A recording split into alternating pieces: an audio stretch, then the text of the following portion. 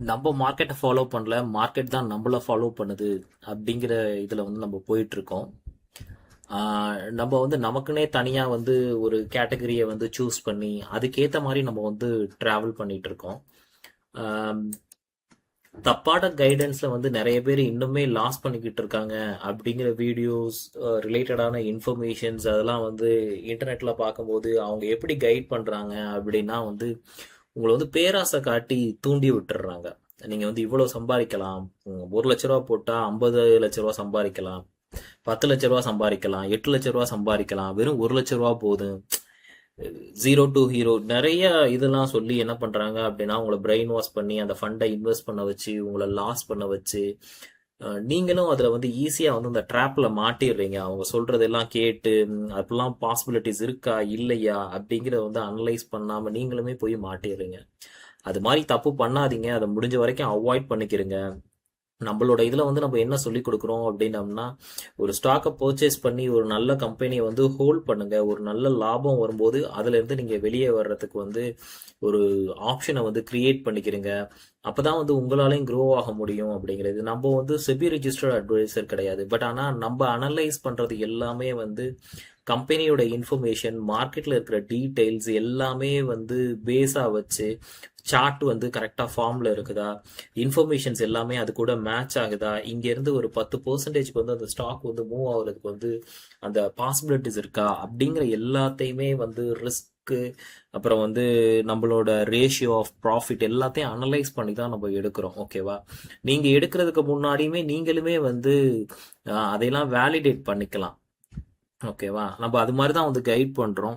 So இன்னைக்கு வந்து நம்ம ஸ்டாக்ஸ் வந்து எப்படி பெர்ஃபார்ம் பண்ணியிருக்கு மார்க்கெட்டில் அப்படிங்கிறத வந்து பார்க்கலாம். ஓவராலாக வந்து நம்ம இதில் வந்து இன்னைக்கு வரைக்கும் வந்து ஒரு 20 ஸ்டாக்ஸ் வச்சுருக்கோம். ஓகேவா? நம்ம வந்து லாஸ்ட் 2 மந்த்தாக பண்ணிக்கிட்டு இருக்கோம். நம்ம கப்பல் ஆஃப் ஸ்டாக்ஸ்லேருந்து ஆல்ரெடி வெளியே வந்துட்டோம். 1.5 மந்த், க்ளோஸ் டு 1.5 மந்த், 2 மந்த்னே வச்சுக்கிறோங்க. ஃபியூ ஸ்டாக்ஸ்லேருந்து வந்துட்டோம். நம்ம வந்து டெய்லியுமே வந்து பார்த்தீங்க அப்படின்னா ஒரு ஸ்டாக்ஸ் தான் நம்ம வந்து என்ட்ரி எடுப்போம். அதே மாதிரி என்ன பண்ணுவோம் அப்படின்னம்னா, டாப் அப் கான்செப்ட் யூஸ் பண்ணி கொஞ்சம் ஃபண்ட்ஸை வந்து எதுலாம் ரொம்ப லோவாக இருக்கோ அதில் வந்து அடிஷ்னலாக வந்து ஒரு டாப் அப்பும் பண்ணி வைப்போம். இதுதான் வந்து நம்ம இப்போ வரைக்கும் பார்த்துக்கிட்டு இருக்கிறது. கரெக்டா? ஸோ இன்னைக்கு நம்ம ஸ்டாக்ஸ் எப்படி பெர்ஃபார்ம் பண்ணியிருக்கு அப்படின்னா, இது வந்து டே சேஞ்சஸில் தான் வச்சுருக்கேன்.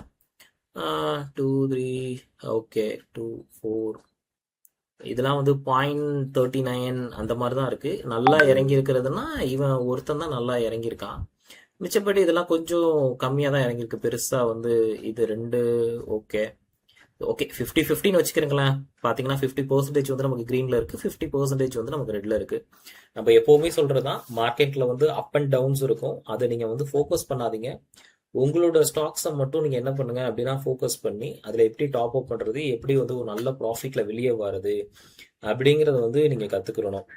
நம்மளோட கிளாஸஸ்ல வந்து உங்களோட ஃபண்ட்ஸை வந்து எப்படி ஸ்ப்ளிட் பண்ணணும், எந்த மாதிரி வந்து இன்வெஸ்ட்மெண்ட் பண்ணணும், எவ்வளோ வேல்யூ இருக்கு, உங்களோட மந்த்லி ரெக்யர்மெண்ட் என்ன அப்படிங்கிற எல்லாத்தையுமே வந்து நம்ம அனலைஸ் பண்ணி தான் என்ன பண்றோம் அப்படின்னம்னா நம்மளால முடிஞ்ச நாலேஜ் வந்து நம்ம உங்களுக்கு வந்து ஷேர் பண்றோம். ஓகேவா?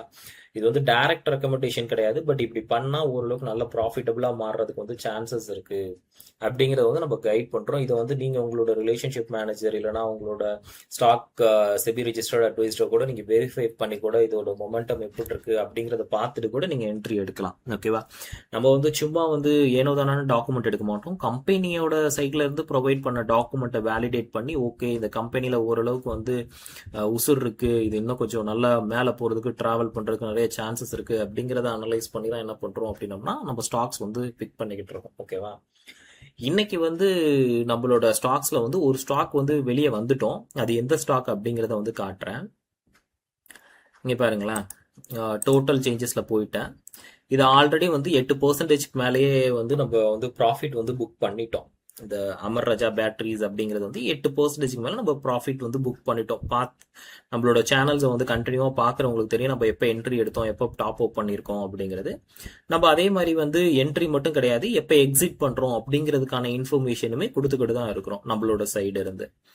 ஸோ இதை வந்து நம்ம வந்து பார்த்தீங்க அப்படின்னா வெறும் 3000ஓட ப்ராஃபிட் நிற்காம 3700 400 நிற்காம அடிஷ்னலாக ஒரு டாப் அப் பண்ணி அடிஷ்னலாக ஒரு 1000 ருபீஸ் எடுத்திருக்கோம்.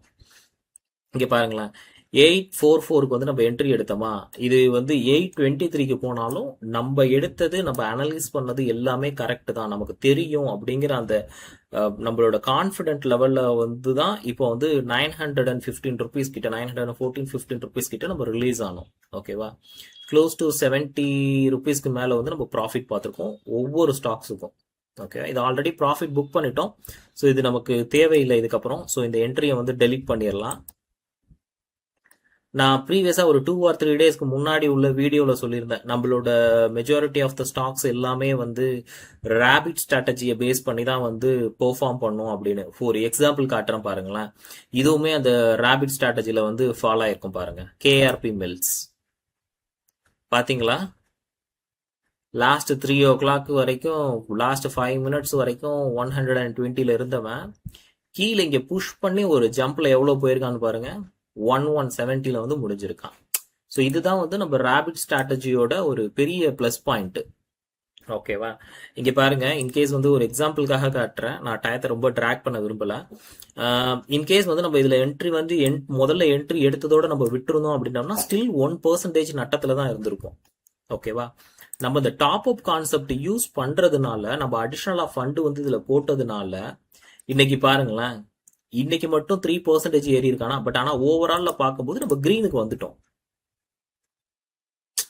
ஓகேவா, ப்ராஃபிட்டுக்கு வந்து நம்ம மாறிட்டோம்.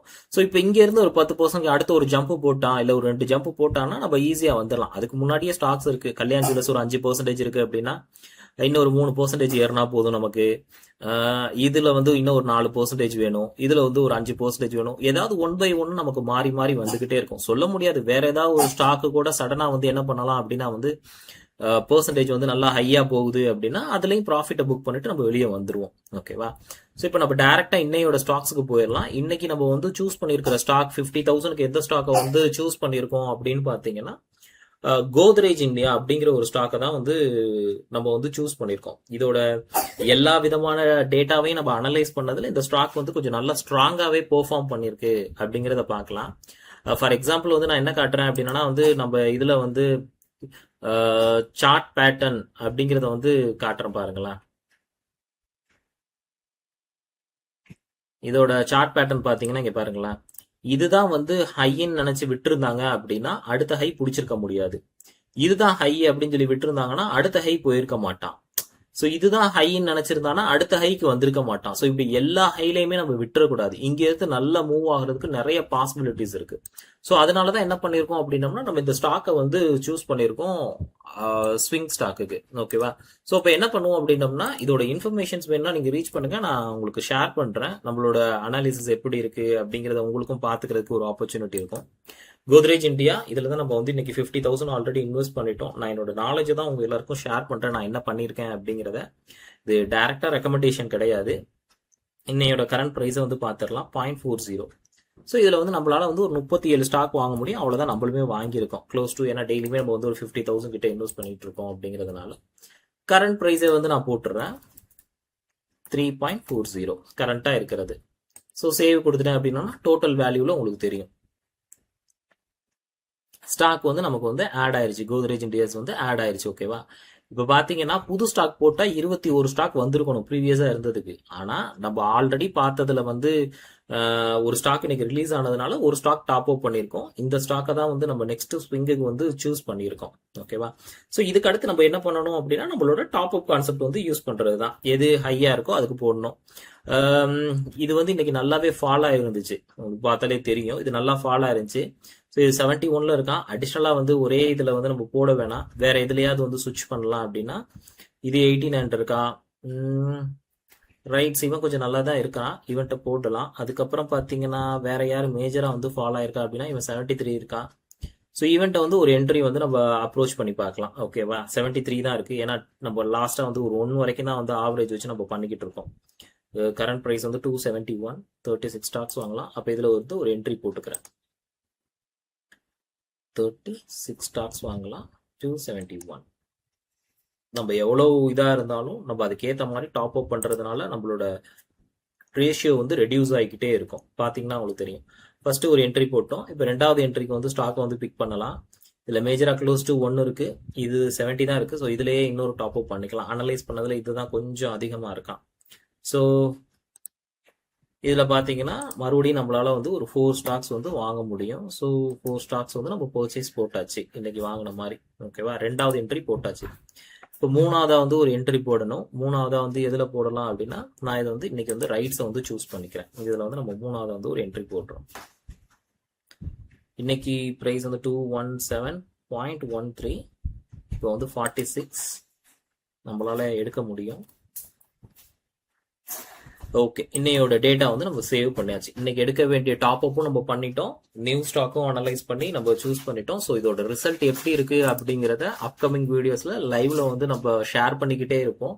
ஸோ இதை பத்தின இன்ஃபர்மேஷன் தெரியணும் அப்படின்னா பெல் பட்டனை சப்ஸ்கிரைப் பண்ணி வச்சுக்கிறோங்க. இதோட டீட்டெயில்ஸ் உங்களுக்கு வந்து அப்பப்போ உங்களுக்கு ஷேர் ஆகிட்டே இருக்கும். So stay tune with us guys. Will see you on tomorrow video.